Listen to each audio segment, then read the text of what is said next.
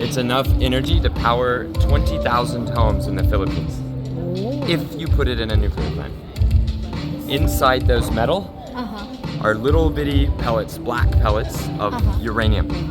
Now, not real in this. It's another heavy metal, but in a real nuclear plant, you would have a couple of these bundles, and maybe a few dozen of these would be enough energy for several 100,000 Filipinos for the whole year, all the energy they need for everything. Or you can run several factories off of this. Like this one thing, it will be paired with about 100 others, and it will take up about as much space as this. And then that will be enough to start transforming the economy of the Philippines. What is your name, sir? I'm Mark Nelson. I'm a nuclear engineer who travels around to study nuclear energy and to talk to people about nuclear energy. I'm so happy to see you here in the Philippines. It's great to be back. I was here 1 year ago for this event. Really? And the conversation has already changed a lot in the Philippines. And I've just come from Australia, where they're finally starting to discuss and debate whether to get a nuclear plant. Really? But if they take a long time, it means Philippines can beat Australia to this and start having a better electricity service than Australia. I hope so. I hope Australia does the right thing too. It's been a long overdue project of the government, and because of political reason, it was stopped. It was moved. The amount of losses suffered by the Philippine economy from just not turning on the. It's like keys. It's like having. It's like on the way over here, I saw a Lamborghini car, right? Yeah. A beautiful Lamborghini car. You know, young people around the world dream of having it. Having BNPP and not turning it on is like somebody gives you a Lamborghini, hands you the keys, and you say no, and you just leave it on the street. You don't even pull it into the car. You just leave it on the street, and you have the keys with you the whole time. And that's BS. And even, it gets even worse. This is like the Lamborghini of energy, but imagine you don't even have your own car at all. Yeah. You don't even have a car, and you say, I don't know, I'll walk or use jeepney instead of the keys. Instead of my the keys of the Lamborghini. It's so sad. And now people say, oh, but that's an older Lamborghini. Does it matter? Take it to the best auto shop. Lamborghini. It's still a Lamborghini. Yes. You still have the keys. Put it in the ignition. Yes. You can use it actually. People still, this represents basically the highest level of technology today. Yeah. There's been very little change because of how good the designs were getting in this time. Already, several very rich countries use an identical design of this. And actually, all those spaceships going out in the space are actually nuclear powered. Not yet. They need to get there. Some of the most famous science projects, some of the most famous spaceships have satellites that are powered by nuclear material, but it's a little bit different technology. However, to dream of going to space properly, like to go to Mars and beyond, you've got to start using nuclear energy because it has so much power in tiny space, which matters at the point that you're launching a rocket. The satellites that refuse to use this nuclear energy, they often fail. So for example, the European Space Agency spent 1 billion, 2 billion euros of their people's money to make a special robot to land on an asteroid. And the robot lands on the asteroid. They didn't use the nuclear material because they said, oh, it's, you know, we don't like it for political reasons. So they didn't use the nuclear material. 1 or 2 billion euros in, maybe 10 years into this mission.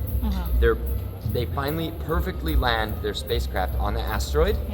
And it goes off at an angle after a few minutes, and the solar panels turn away from the sun, and it freezes and dies. Gone. No energy anymore. And that's what happens to even economies when you try to go without nuclear energy. Yeah, I agree. I really agree with you. I was here yesterday, and there was almost no sunlight. Why? Is it a volcano? Is it monsoon season? I don't know. why there was almost no sunlight. That's not good enough to develop on. Correct. Now, it takes very little cooperation to build solar. Yeah. It's very easy. You can do a little bit here, a little bit there. But if everybody pitches in and does a little bit together, it will only be a little bit. That's the problem. Compared to nuclear energy. Potentially. Now, there's great uses for both. The richer a country is, the more solar they can buy. Yeah. But it's not clear you can get rich on solar. Does that make sense? So, for example, France. France has installed way more solar than you, but they also have an enormous nuclear power fleet, so they can afford to buy as much solar as they want. And that's not the way people typically think of this issue, but that's the way it is. In the United States, a lot of people who are very rich can afford lots of solar. They didn't get rich on solar. They can afford to pay their money from other things on solar. Yes. This is the way I see the trap for developing economies. Another thing is this. Germany thought, we are very good at manufacturing. We have lots of energy. We will make solar panels. But their energy is too expensive to make their own solar panels. So they have to buy all of it from overseas. So it's like an entire part of their expertise just flying away. Yeah, exactly. And meanwhile, where do most solar panels come from? From China. China is the #1 builder of nuclear power plants in the world. What do they know that other people do not? It's that they have to power factories to make solar panels. Yeah. Solar panels don't power solar panel factories. Correct. Things like coal and nuclear does. Even a little nail can be manufactured. You can assist with the grid with solar. It can Assist only, reduce but some you can- amount of the fuel you burn. Like let's say you pay to buy a fossil fuel plant, and then you pay to buy the solar. Okay. The solar can help run, and it might reduce a little bit of the fossil fuel, or it doesn't reduce the fossil fuel, it just benefits during daytime. Yes. And so people can use a bit more. In a bunch of the rich countries, there's a sudden understanding that to build more solar, you have to put controls on people's power meters so that they only use energy at the right time when there's sunlight. Yeah. But as you might imagine, this is not the point of electricity. The point of electricity is to be able to wash your children's clothes after they come back from school, not during, or to be able to... It should be a 24/7. Yes, and you can always add a little bit of solar. The problem is, it's not clear you can keep doing that forever. You can start with a bit. And now, I heard from a young man who said that he worked in renewables, and that there's great fear from solar energy companies that if there's a nuclear plant started, they won't have sales. It's backwards thinking. If a nuclear plant starts in the Philippines will have more money to buy more solar. Yes, correct. I agree. Filipino people can actually capable to buy more solar panels because the energy is lower and the lack of manufacturing industry will boom. Agreed.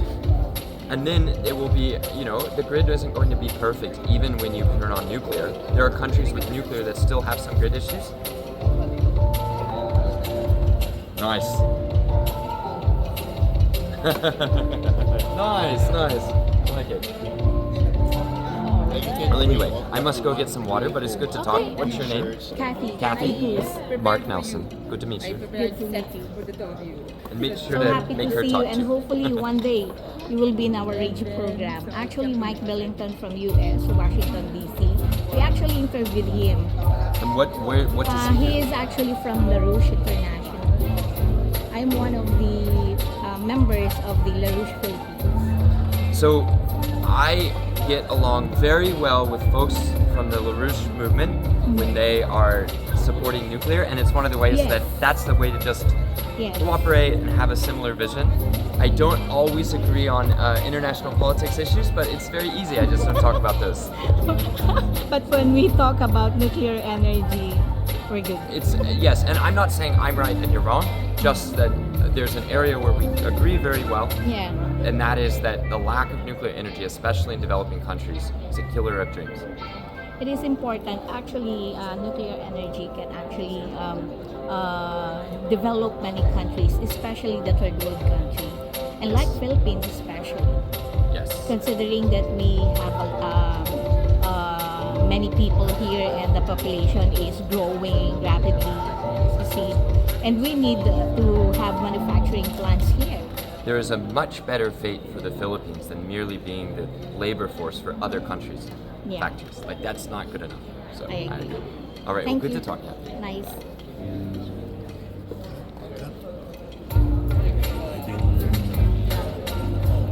Ay, sige, sige. Marunong magtagalog?